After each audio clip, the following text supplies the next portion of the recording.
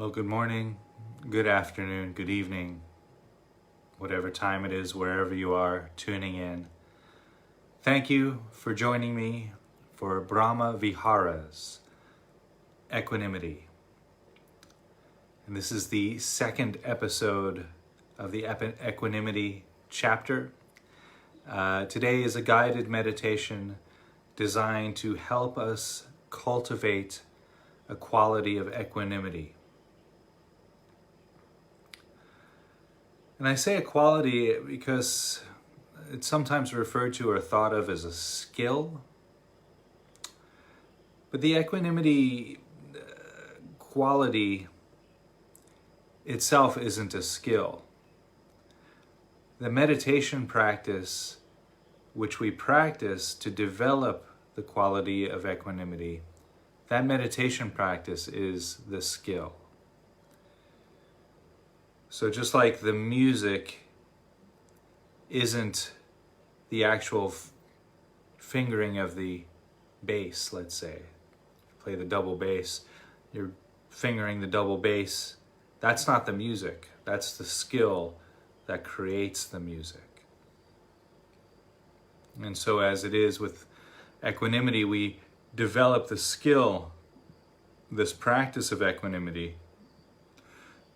so that when we encounter our life, we can encounter that life with that same skill of equanimity. So, or with that same quality, rather. So we develop this skill, like playing scales on an instrument. And in doing that, we experience this experience of equanimity during or after the meditation practice. And we remember what that skill is, so that when we encounter our life, we can bring up that skill so that we can access the experience of equanimity in combination with whatever we are experiencing. So again, using the analogy of a musician, they develop the skill of playing their instrument by doing scales, arpeggios, exercises, and so forth. So that when they get on stage, they can just perform fluidly. They can access that skill, that dexterity, without too much mental chatter. They just, it's there. They go into the piece of music and boom, music is made. They're not thinking about, do I play this note? Do I do this note? Do I play that note? How do I play this passage? That's all done while they're practicing. And it's the same when we're meditating. When we're meditating, we're, developing this skill, offering these phrases of equanimity to our heart, and really paying very close attention to what each phrase feels like.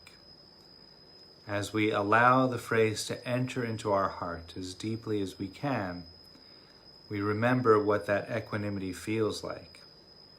And actually, those phrases will continue to weave their way through your heart, through your subconscious, throughout the day after you do a practice. You might be aware of that, or you might not notice it, but then suddenly, eventually, something will grab your attention which goes against your conditioning, which rubs against your current worldview. And when that arises in your awareness, you'll have this experience of pushing away, aversion. But right there, we're no longer equanimous. When aversion arises, we're no longer in equanimity. We are now seeing the world through how we want it to be, rather than seeing the world as it is. So we cultivate this ability of equanimity in the meditation so that when we are out in our everyday experience of life, something arises in our awareness that takes us out of that equanimity, or that really rubs us the wrong way, or attracts us, rubs us the right way. It's the same energy, just going in a different direction. We then remember, may I be free from preference and prejudice, which is really another way of saying, May I be free from attraction or aversion. So I'm not going to talk too much more about all of that. I did an extensive introduction to this practice yesterday. So if you missed that, don't worry, stick around, do the guided meditation, that's fine. You'll still receive quite a bit of benefit as I guide us through this equanimity practice. And then, if you wish, go back to yesterday's episode and catch up. That's available here on my Facebook page if you just scroll down. It's also available on YouTube. You can catch up there and see yesterday's episode. I talked for about a half an hour on the intricacies of equanimity practice. And I will be giving a Q&A tomorrow. I keep saying that and I keep putting it off. But now I've got a stack of questions and I can't avoid it any longer. So if you've been waiting for your question to be answered, this is your chance. It will probably be up there.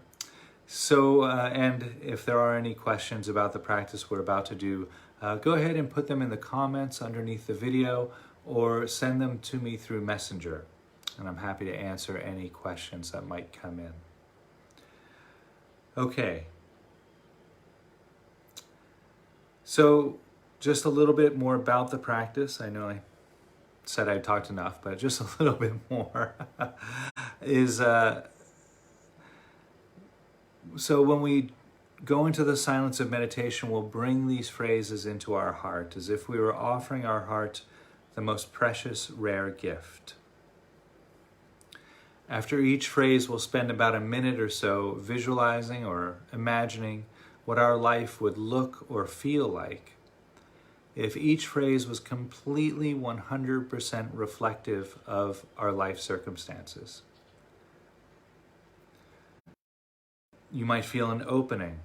When you put the phrase in your heart, you rest in that, you visualize what life is like in that way. That feels really good. If that happens, great, just rest in that, enjoy that. And you can, if you get distracted by your thoughts, you can repeat the phrase silently to yourself, no problem. Now, there might be a resistance to the phrase.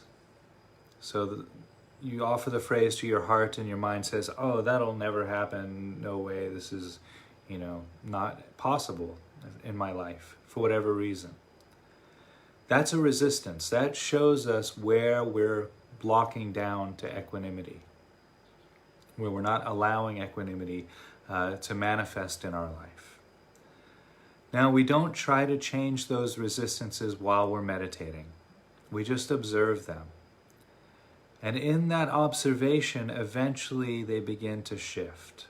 And that could take some time. But eventually they do shift. And equanimity starts to move through our heart, through our body, through our mind in a more effortless way. It just can take some time, so don't push through it. There might be no response to the heart. You put the phrase in your heart, you're visualizing your life like that, and there's no opening or closing down. It's sort of an indifference or a boredom might arise. That's fine too. You're not doing it wrong in any way. What's happening there is we're just planting the seeds of equanimity into the fertile soil of the heart. And eventually, those seeds do start to bear fruit. But like I mentioned, it can take a week or two of good, solid practice before we actually feel something like that. Also, these practices can manifest outside of the meditation cushion, as I was mentioning earlier. And so that might be your first experience of equanimity. It might not be while you're meditating. It might be while you're out and about in your everyday life, at the grocery store, whatever you're doing, driving down the street, all of a sudden you have this feeling. And it's kind of like a knowing. That's the best way I can describe equanimity. It's this kind of like a knowing experience. But I don't want to describe it too much because then that leads to concepts in the mind, and then people try to shape their experience into that concept. So just do the practices, allow the experience to unfold, And when you feel it, you'll feel it. You'll know it. Okay, that is really all I'm going to say. Enjoy this practice on equanimity.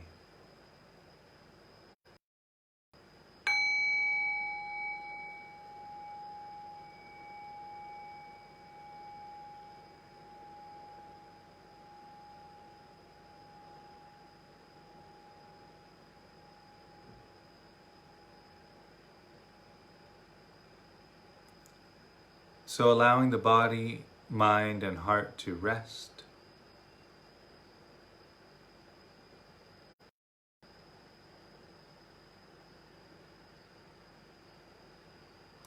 Just coming into this present moment experience.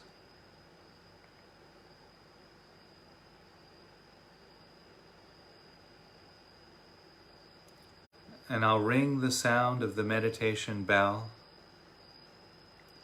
Rest your awareness on the sound of the bell. Allow the decay of the bell to guide your awareness into silence.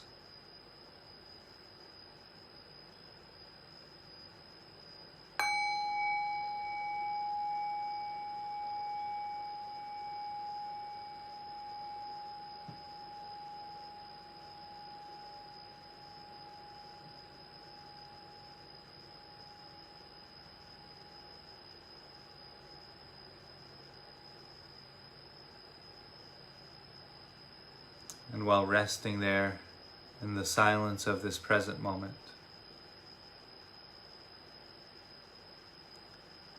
also noticing the sounds, which might seem as if they're interacting with the silence somehow.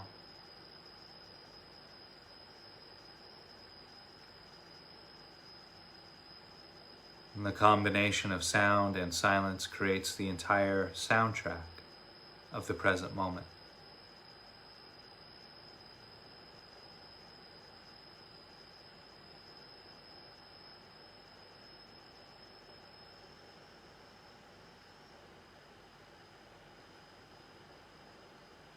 And while resting with the silence and sound, bringing attention and awareness to the sensations of the feet against the floor.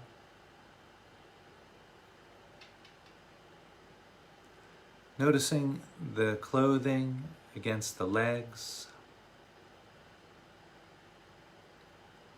the weight of the body against the cushion or chair, mat or floor.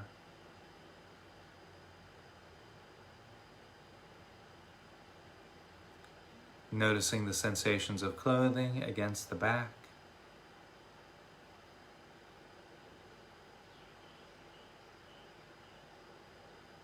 You might also notice the hands resting against the body or touching each other. The arms resting against the body.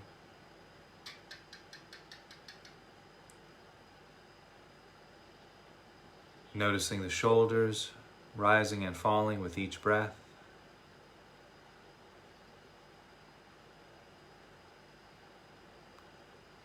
And you might also notice sensations arising from the back of the neck, the sides of the neck, sensations arising from the back of the head, and the ears,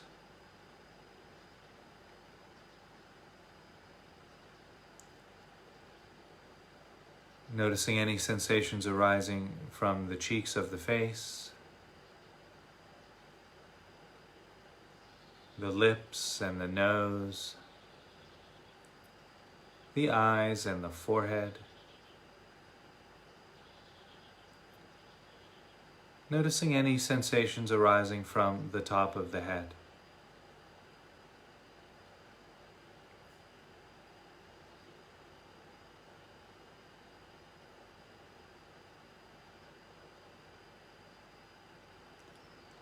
And while resting there in this present moment experience of sound and silence, sensations arising throughout the body, You might also notice the breath entering and leaving the nose.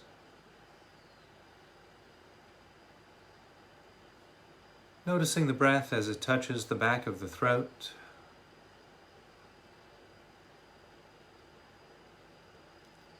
The rib cage expanding and contracting with each breath.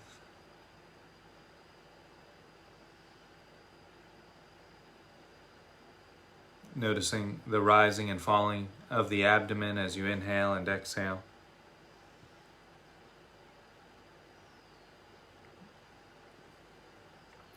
You might also notice the back moving out as you breathe in as you breathe out. Perhaps noticing sensations of clothing, moving to adjust with the rising and falling of the shoulders. You might notice the body straightening up slightly on the in-breath and leaning forward slightly on the out-breath.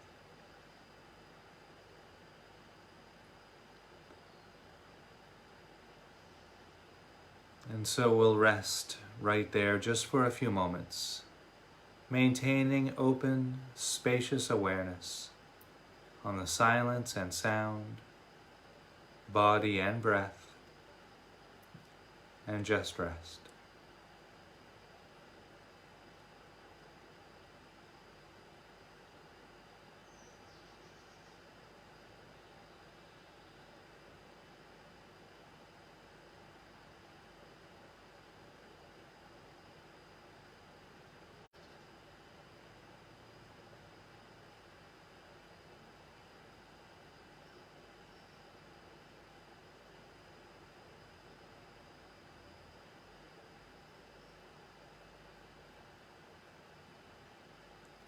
And now, while maintaining awareness on the sounds and silence, body and breath, we'll begin offering these very precious phrases of equanimity to our own heart. Visualizing, imagining what our life would look and feel like if each phrase was completely reflective of our life circumstance.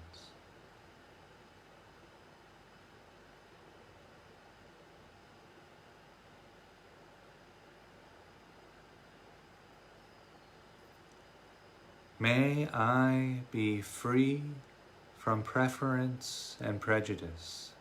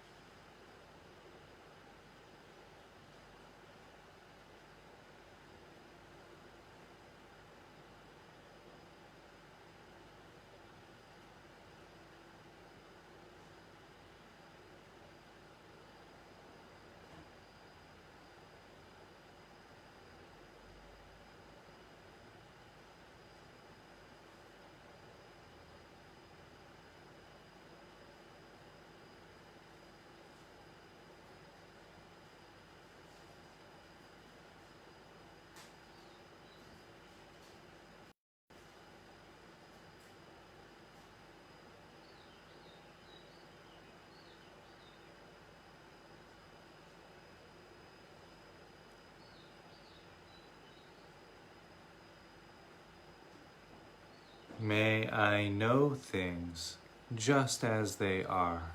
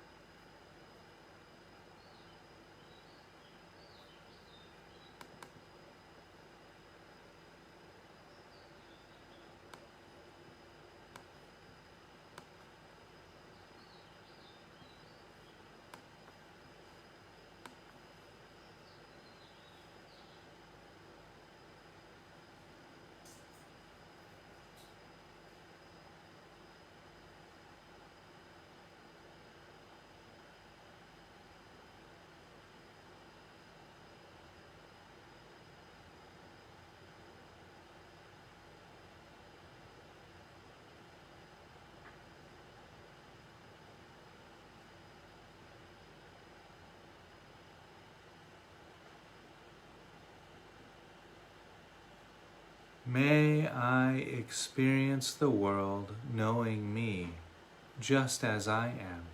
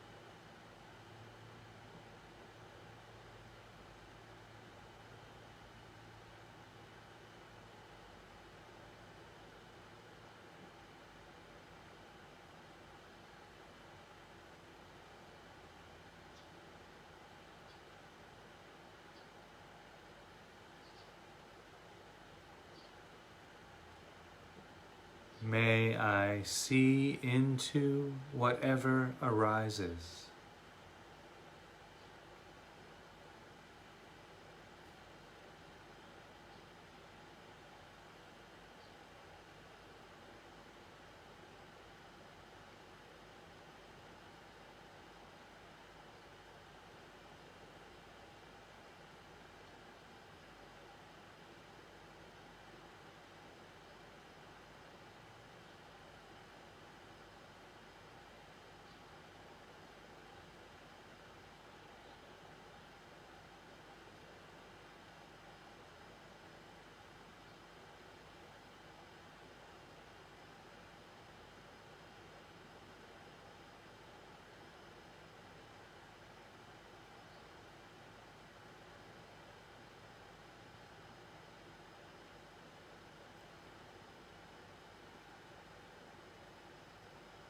May I be free from preference and prejudice.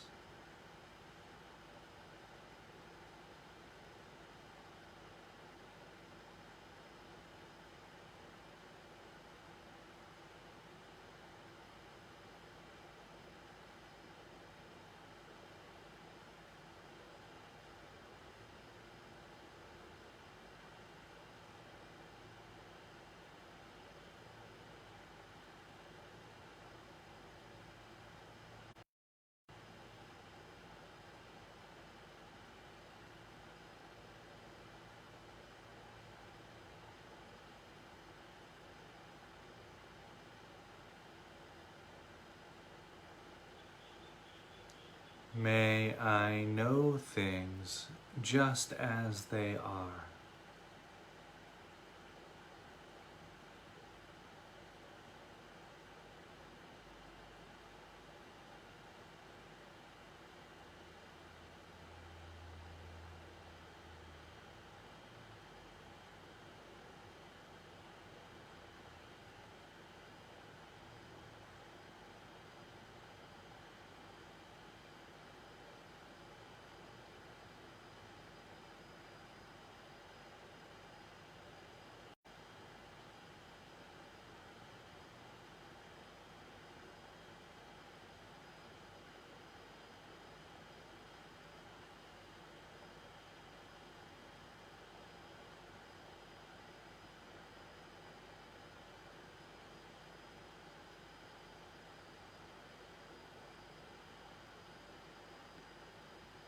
May I experience the world knowing me just as I am.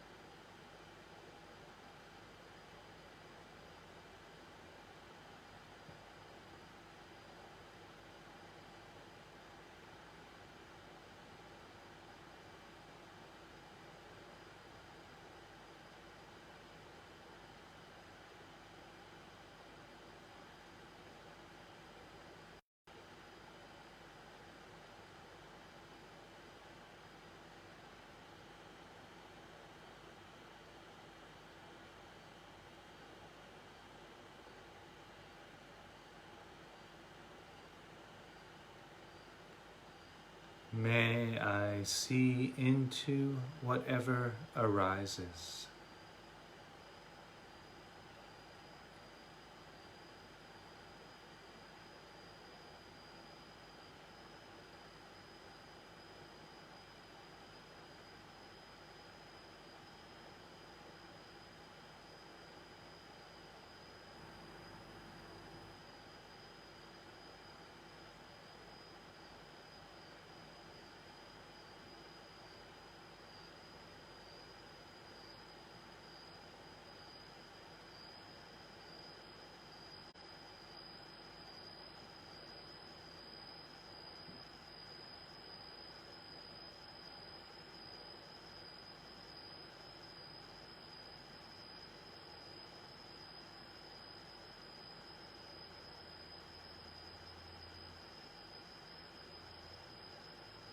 And breathing in and breathing out, allowing any visualizations left in the mind's eye to dissolve. You can let those fade back into the open, spacious awareness from which they came.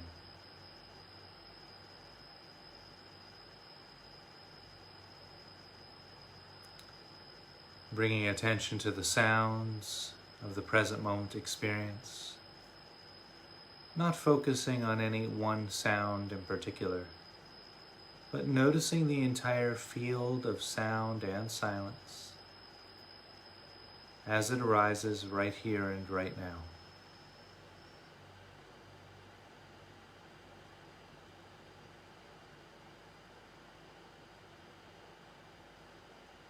And in addition to the silence and sound, bringing attention and awareness to the feet against the mat or the floor. You might notice sensations of clothing against the legs, the weight of the body against the cushion or chair, mat or floor.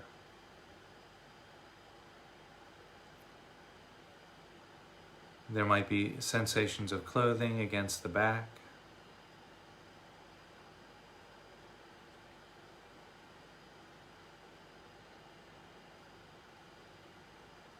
there might also be sensations of hands resting against the body or touching each other.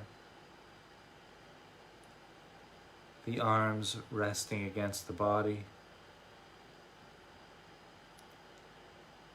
Sensations of clothing against the shoulders. You might notice any sensations arising from the back of the neck, the sides of the neck. Sensations arising from the ears, the cheeks of the face.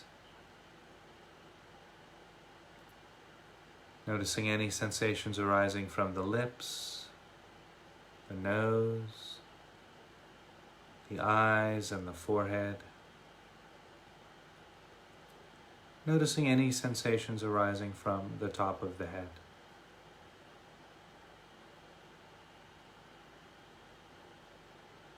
And while resting there with the breath and the body, the sounds, noticing the breath entering and leaving the nose, the breath touching the back of the throat,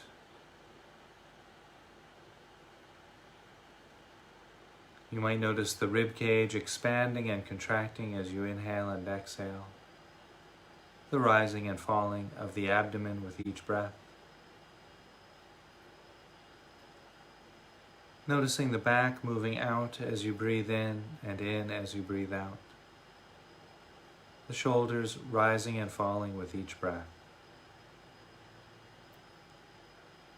And so we'll rest right there just for a few moments, resting in open, spacious awareness, silence and sound, body and breath, and just rest.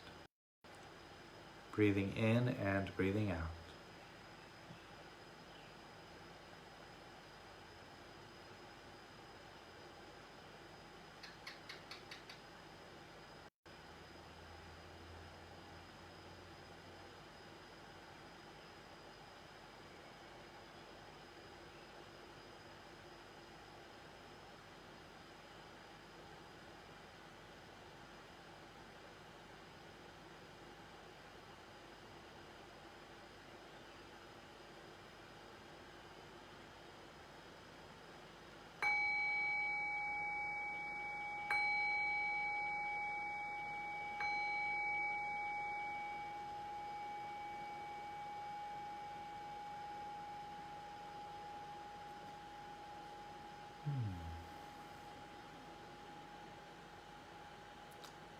thank you very much for joining me for today's guided meditation offering, Equanimity for Ourself. Very challenging practice, especially in the world climate, this current world climate.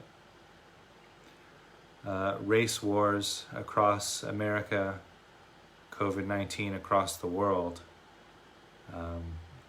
Seems like a perfect storm in a way. But it does make for conducive meditation practices, or it's conducive to meditation, this type of world climate, particularly conducive to these four immeasurables, or the Brahma Viharas: equanimity, loving kindness, compassion, and joy. Because they're so important, not for that, because these practices are designed to dissolve the experience of me and you, or I and they, or self and other. These practices are designed to break that experience down so that we eventually experience a we. That our circle of compassion and care, which starts with ourself, naturally, as a part of the Darwinian genetic makeup of the human being. We value and care for ourselves more than anyone or anything else. We generally feel like we're the center of the universe, and I'll talk more about that later. And then we expand our care and compassion as we grow. This happens quite naturally for most people, unless we suffer from narcissism and things like that. But our care and compassion expands out as we grow into a young adult, to include our siblings, our family. As we grow just a little bit older and maybe into our teens, our early 20s, our circle of compassion and care generally expands out to include our friends. On some level, our care and compassion generally extends out to include maybe the country that we live in, or perhaps if we're particularly fond of a city that we live in. This is known as nationalism. It actually comes from the very genetic prehistoric drive of tribalism. And so we have this type of care and compassion for our tribe, which is like our city, our state, our nation. It could even be for a sports team, if we're a sports fan, or for musicians, it might be for our band, things like that. And that's really where our current world center of gravity drops us off.